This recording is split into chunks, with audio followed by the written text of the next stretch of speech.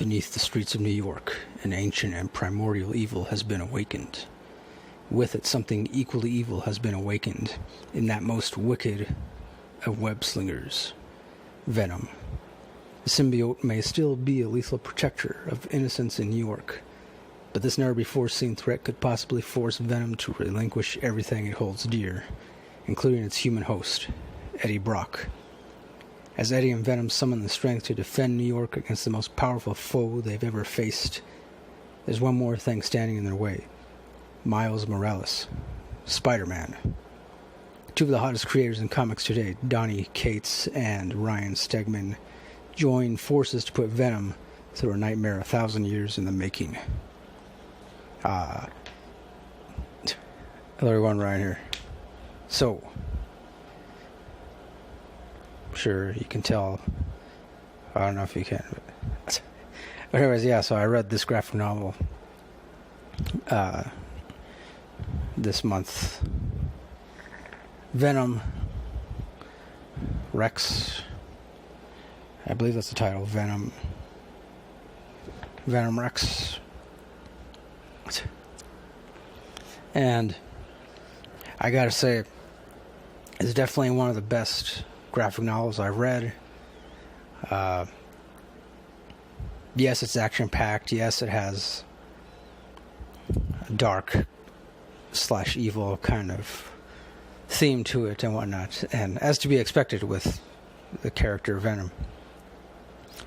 But in addition to that, the story is also really, really well written, I feel. I mean, and yeah, of course, yeah, the artwork is awesome too, the illustrations and whatnot, but definitely for me, what instantly grabbed my attention was the story. Of course, if you're not familiar with the character Venom, it's just like this symbiotic entity being type thing, and it's supposed to be from another planet, I believe. I mean, that's one thing that this graphic novel, I like that in this graphic novel, it deals a lot more with the origins of this symbiotic being entity thing, and which I found very interesting. I mean, that, like I said, the story I found to be very well written. But not only that, but you know, it really digs pretty deep into the origins, and I mean, because I'm trying to think like exactly what I can, like what details I could reveal without giving away too much. I will say it's, you know, the bulk of the origin story I wasn't really expecting. But you know, yeah, I was pleasantly surprised by it. And then in addition to that, you know, the awesome action scenes and whatnot, and yes, of course, Spider-Man, or I mean, one version of Spider-Man is in this, but he's not like, you know, he's not the main focus of this graphic novel. So yeah, I mean, I felt like they really didn't need to include Spider-Man in this, but I guess like it was kind of like, all right, I guess the writers or whoever, like they wanted to include just a couple moments with Spider-Man in this. You know, I don't know if nothing else to provide contrast, I guess, or. So, and I mean, also too, what I like in this is that the symbiotic relationship between Venom and Eddie Brock, it becomes like it's much more, like they essentially develop a much more, like a deeper connection with each other, deeper understanding of one another, you know, what, like, they figure out how much they can push each other what each other's limitations are. Of course, I mean, when it comes to the symbiote entity Venom, it seems like he doesn't really have a whole lot of limitations, unless there's a being much more powerful than him. Which in this they do encounter such a being. Excuse me. They do encounter such a being that is so powerful that it can destroy Venom and other symbiote beings. And, well, like I was saying, getting back to Eddie Brock and Venom, yeah, they establish this much deeper connection,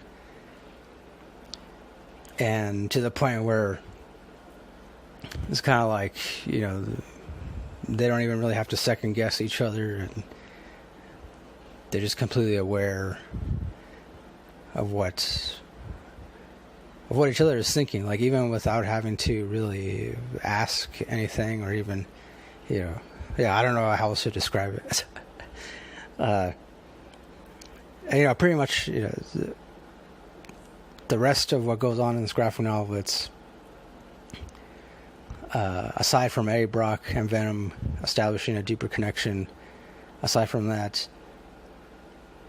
like I said, they learn a lot more about the origins of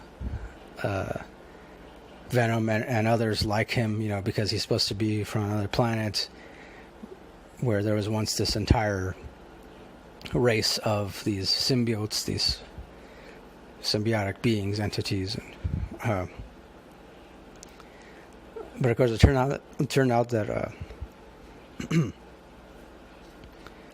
they were actually created by, I want to say, like a godlike being.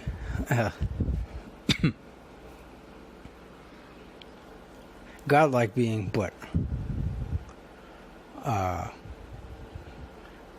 yeah, I don't know how much more I can say without giving away too much. I guess I could just leave it at that.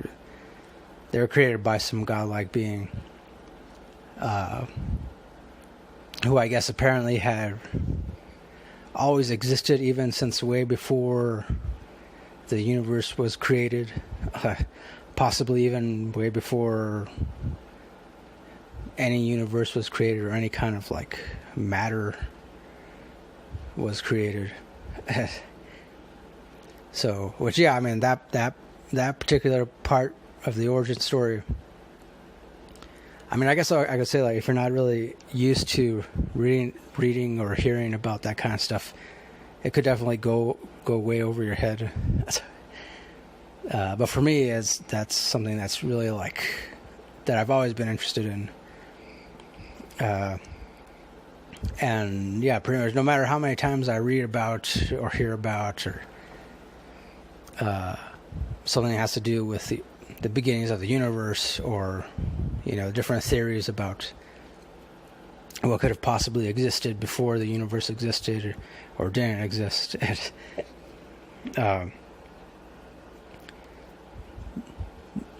Pretty much that's a subject that I've always been fascinated by, and that I like thinking about, if not on a daily basis, definitely I like thinking about it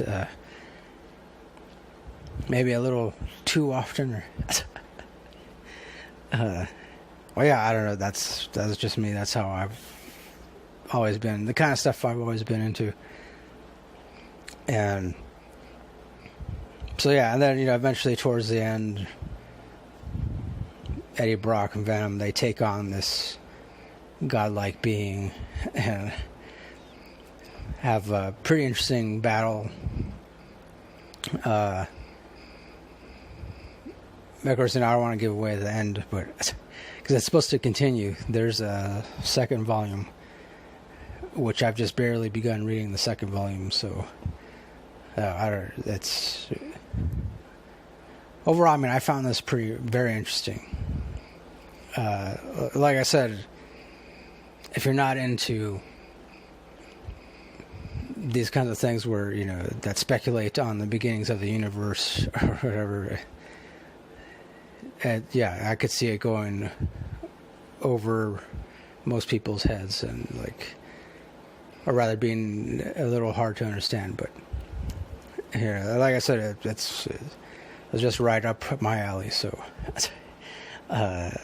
overall, I got to give it, I mean, I would say 4.5 stars bare minimum, but ultimately I got to give it 5 stars.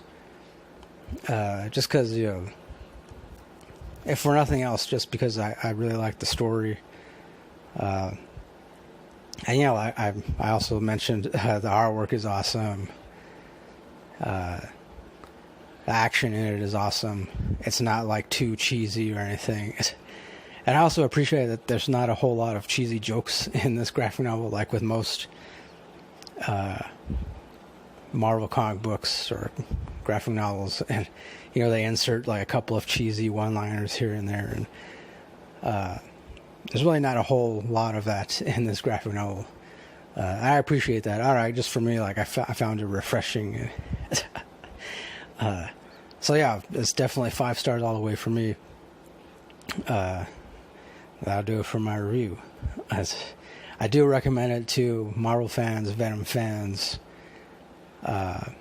science fiction fans, philosophy fans, possibly. I don't know. But yeah, so that's it. Once again, I got 5 stars. So thanks for watching. Thanks for listening. As always, next time, don't forget, keep it real, keep on rocking in. Peace.